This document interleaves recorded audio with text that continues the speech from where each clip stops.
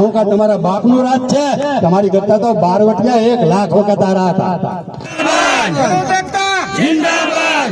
ગેલા બટેટાનું શાક ખેડૂતોને ખવડાવ્યું, હળી ગયેલા માથે જઈને ખોટા પડી એવો જીવન પડીને પછી ખેડૂતો ભાગ્યા ખાતે ખતરા ખોટા છે, હળી ગયેલા બટેટા. અને એની હારે જે નેતાઓ આવ્યા હતા એને હોવાનું હોટલમાં 1200 રૂપિયાની ડીશ ખાવાની, અને તમને હળી ગયેલા બટેટા અને 2 પૂરીઓ ખવડાવીને તમારી પાસે થાળી ઉતરાવી.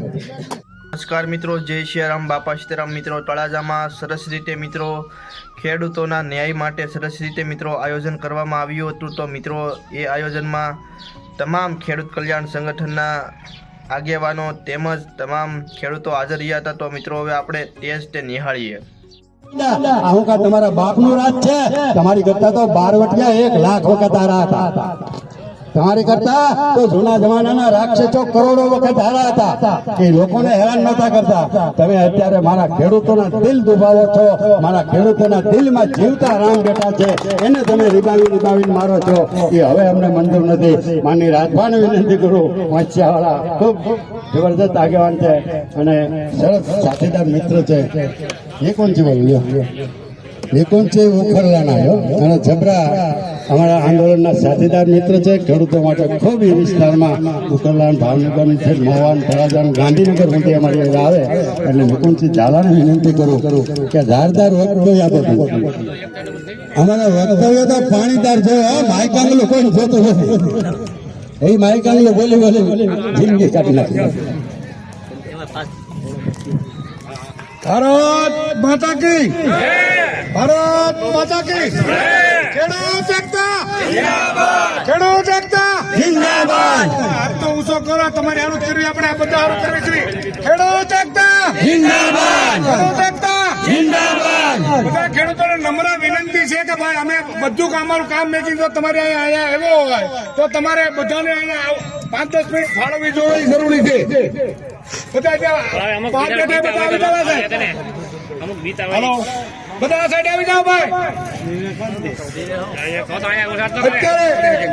જયારે આજે તળાજા માર્કેટિંગ યાર્ડમાં આ ડુંગળીનો પ્રોગ્રામ દેવાનું નક્કી કર્યું, પ્રોગ્રામ દેવાનું છે નક્કી કર્યું, ત્યારે ખેડૂતોને માર્કેટિંગ યાર્ડના દલાલોને મળ્યા અને દલાલોએ સૌથી બોલ તમને ધમકી મારી. એ મને જરી પણ એક તલવાર પણ મને સારું નથી લાગ્યું. તો એની માટે અમારે ભાઈ, મારા મોટા ભાઈ વડીલ કહેતા કે ઝાકના ઇન્જેક્શન ન હોય. ઝાક તો અત્યારે આપણે ખીચામાં નાખીને જ આવવાનો હોય. આપણે કઈ દલાલો માટે આ ડુંગળી તો કઈ વાવી નથી ને, બરાબર? દલાલો માટે વાવી તો આવું શું કરો, અને આપણી માટે વાવી તો આપણે શું કામ કરો? દલાલ પર પૈસા લેવા ગયા હતા તમે કોઈ? તો પછી દલાલ કેમ કરવાનું કે આપણે કેમ કરવાનું? તો પછી દલાલ આવા તો રેટ મારતા હોય કોઈ સહન કરવાની જરૂર નથી. અમે બધા તમારી સાથે જ છીએ. અત્યારે જે કીધું કે તમે આજે માર્કેટિંગ યાર્ડમાં હરાજી બંધ કરાવો અને 2 કલાક પછી હરાજી ચાલુ કરો તો 50 રૂપિયા તૂટે, તો એ દલાલને એને કહી દેજો કે હરાજી બાદ કાલથી ન આવે. એ દલાલ નામથી કહેજો કે નિકુલસિંહ ઝાલાએ કીધું તમને હરાજીમાં મને કોઈ નાચ પડી છે, તમારે 50 રૂપિયા તોડવાની હોય તો તમારે કોઈ કામ જ નથી. આ તમારો અમારા ભલો માલ ફરી જાય.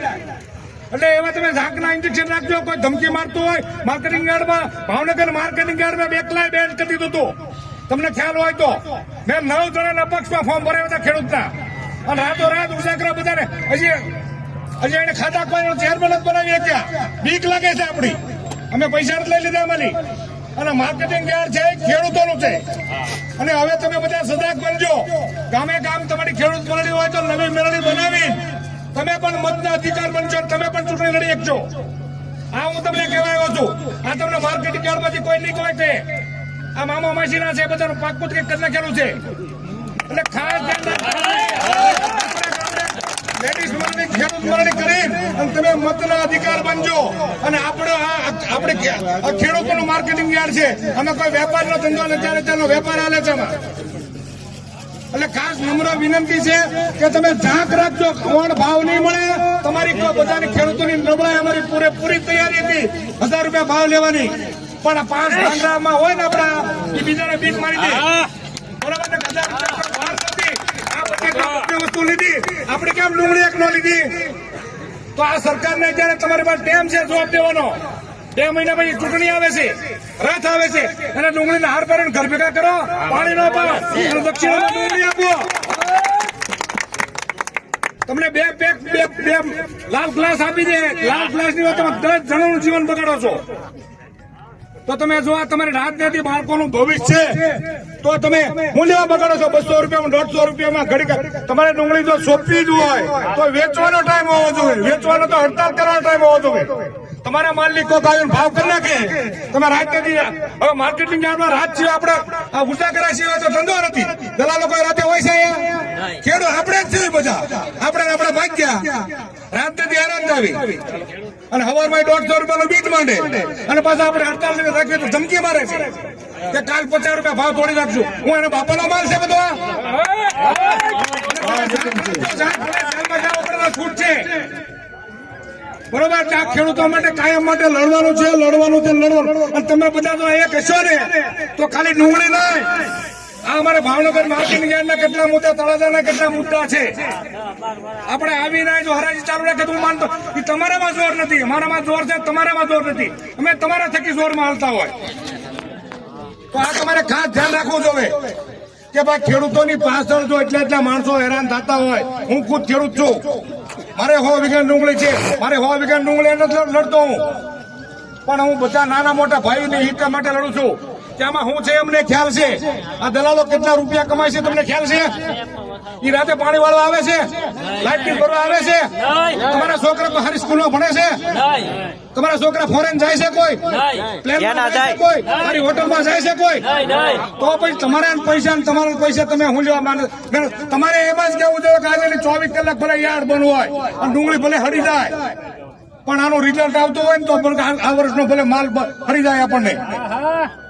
આ ખાતરમાં ડુપ્લિકેટ આવે, દવા ડુપ્લિકેટ આવે.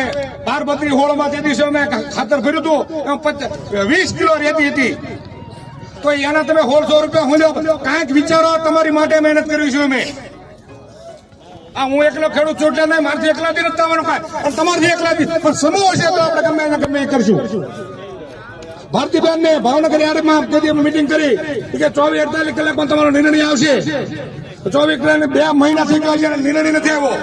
તો હવે નો આવે તો એની માટે આપણી ચાવી આપણી પાસે, તાળું એની પાસે, પણ ચાવી આપણી પાસે છે. તો એ ચાવીનો અમલ કોણ કરશે? હાથ ઊંચો કરો તો ચાવી બતાવું તમને.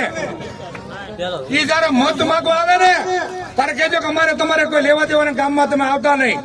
અમે ખેડૂત છીએ, અમારે હેલિકોપ્ટર નથી જવાનું, અમારે ગામમાં બાળકો ભણાવવાના છે અને અમારા છોકરા મોટા કરવાના છે. એટલે તમે બહાર રહ્યો, અમારે કઈ મતદાન કરવું નથી, તમારે અમારી વારે આવવા નથી. કોણ તમારા ધારાસભ્ય અત્યારે વારે આવ્યા? કોઈ પણ ધારાસભ્ય તમારું ફેલ લઈને આવ્યા? જિલ્લા પંચાયત પ્રમુખ ફેલ લઈને આવ્યું કોઈ? તો પછી હું લેવા તમે મામા મચીના કોટો છો.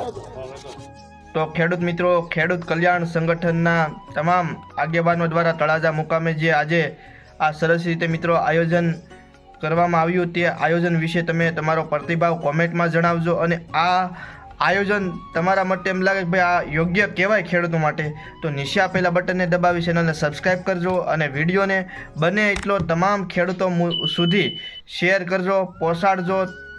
આ વિડીયોને તમારે પહોંચાડવાની જવાબદારી ખેડૂત મિત્રો તમારી હોય છે.